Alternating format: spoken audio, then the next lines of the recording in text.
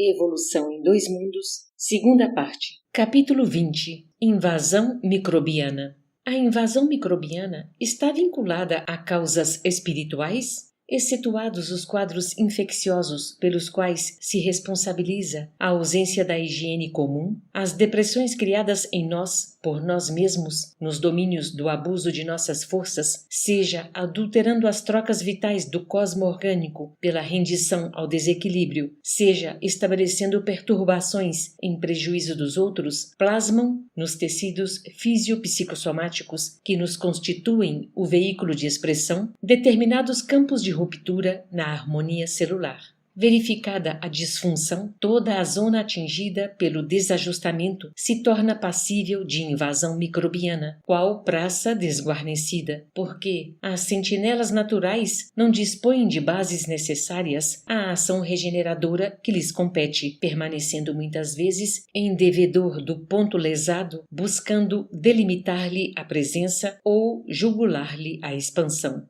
Desarticulado, pois, o trabalho sinergético das células nesse ou naquele tecido, aí se interpõem as unidades mórbidas, quais as do câncer, que, nesta doença, imprimem acelerado ritmo de crescimento a certos agrupamentos celulares entre as células sãs do órgão em que se instalem, causando tumorações invasoras e metastáticas, compreendendo-se, porém, que a mutação, no início, obedeceu a determinada distonia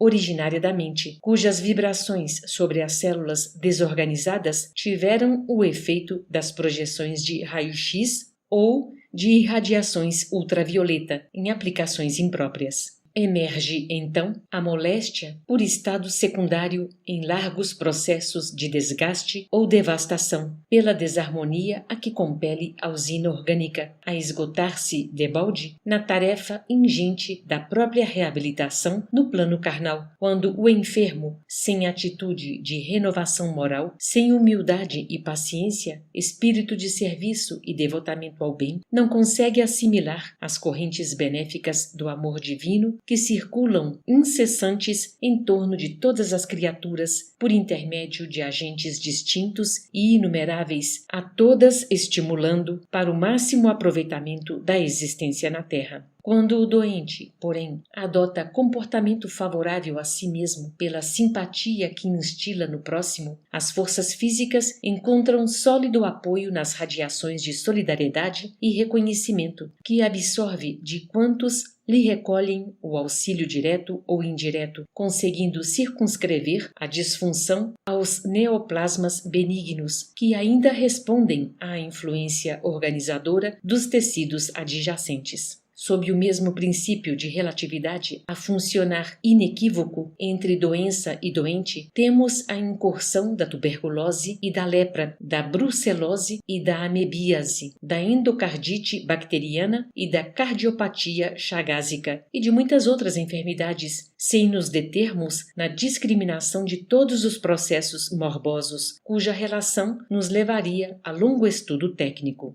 É que, geralmente, quase todos eles surgem como fenômenos secundários sobre as zonas de predisposição enfermiça que formamos em nosso próprio corpo pelo desequilíbrio de nossas forças mentais a gerarem rupturas ou soluções de continuidade nos pontos de interação entre o corpo espiritual e o veículo físico, pelas quais se insinua o assalto microbiano a que sejamos mais particularmente inclinados pela natureza de nossas contas kármicas. Consolidado o ataque pela brecha de nossa vulnerabilidade, aparecem as moléstias sintomáticas ou assintomáticas, estabilizando-se ou irradiando-se conforme as disposições da própria mente, que trabalha ou não para refazer a defensiva orgânica em supremo esforço de reajuste, ou que, por automatismo, admite ou recusa, segundo a posição em que se encontra no princípio de causa e efeito, a intromissão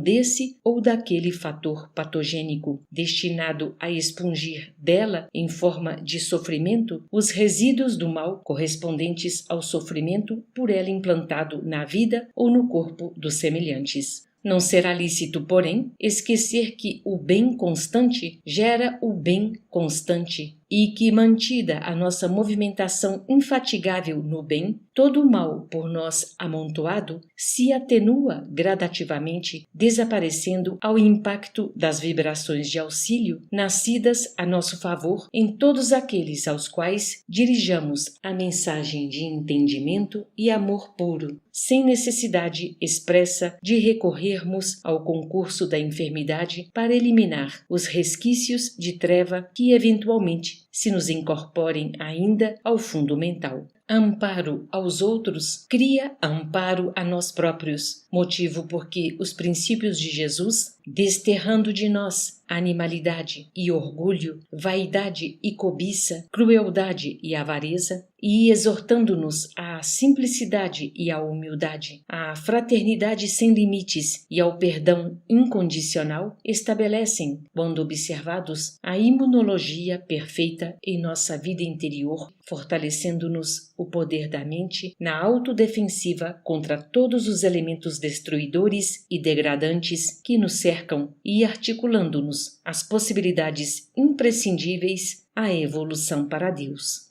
Pedro Leopoldo, 29 de junho de 58. Fim.